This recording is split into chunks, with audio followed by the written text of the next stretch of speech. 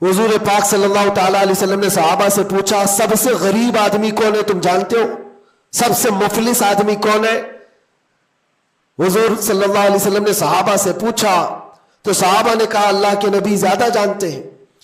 آقا کونین صلی اللہ علیہ وسلم فرماتے ہیں سب سے زیادہ غریب قیامت کے دن وہ نہیں جس کے پاس پیسہ نہیں، مال نہیں، نیکیاں نہیں، وہ نہیں، بلکہ میرے آقا فرماتے ہیں قیامت کے دن ایک بندہ ایسا ہوگا جس کی نمازیں بھی بہت تھی، صدقات و خیرات بھی بہت تھے، حج بھی کیا تھا، زکوٰۃ بھی دیا تھا، عمرے بھی تھے، نفل عبادتیں بھی تھی، اس کی بہت نیکیاں لے کر کے آیا تھا، لیکن جس وقت وہ عدالت الہی میں پیش ہوا تو کئی لوگ کھڑے ہو گئے، ادھر سے ادھر سے آئے، رب تعالیٰ سے کہنے لگے مولا یہ نیک تو بہت ہے، نمازیں اس کی بہت ہے، حج بھی کیا ہے، عمرے بھی کیا ہے، لیکن میرے پیسے بھی دبا کر رکھا تھا۔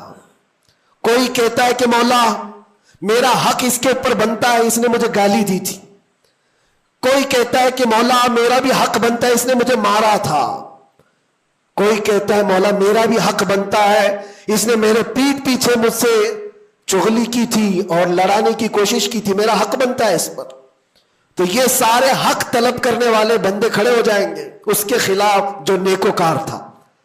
اللہ تعالیٰ فرماتا ہے تم لوگوں کو اس سے کیا چاہیے؟ سارے بندے کہتے ہیں مولا ہم تو گنہگار ہیں، نیکیوں کی کمی ہے، اس کے پاس نیکیاں زیادہ ہے، اس کی نیکیاں ہمیں دلا دے۔ اب عدالت الہی کا یہ فیصلہ سنو، اللہ فرشتوں کو حکم دیتا ہے اس کے پاس جتنی نیکیاں ہیں وہ ان سب میں تقسیم کرو، جتنوں کا حق اس نے دبا رکھا ہے سب میں اس کی نیکیاں بانٹی جائیں۔ جب فرشتے اس کی نیکیاں نکال کر تقسیم کر رہے تھے، نیکیاں اس کی پوری ختم ہو گئی، حقداروں کا بھی حق پورا ہوا نہیں، کچھ اور بھی باقی رہ گئے تھے۔ وہ کہنے لگے مولا ہمارا بھی حق ہے اس کے اوپر، ہمارا بھی اس نے مال رکھا ہے۔ اللہ تعالیٰ فرماتا ہے اب اس کے پاس تو نیکیاں پوری ختم ہو گئی، تم چاہتے کیا ہو؟ وہ گنہگار تھے، وہ کہتے مولا ہم یہ چاہتے کہ ہمارے گناہ اٹھا کر کے اس پر ڈال دیں، ہمارا بوجھ تو کم ہو جائے۔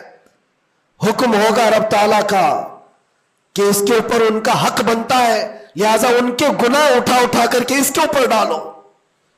حدیث پاک میں میرے آقا فرماتے ہیں لے کے تو چلا تھا بہت ساری نیکیاں، لیکن وہاں سب بٹ گئی، الٹا دوسروں کے گناہ اپنے سر پر لے لیا اور سیدھے اس کو فرشتے جہنم میں لے کر جاتے ہیں۔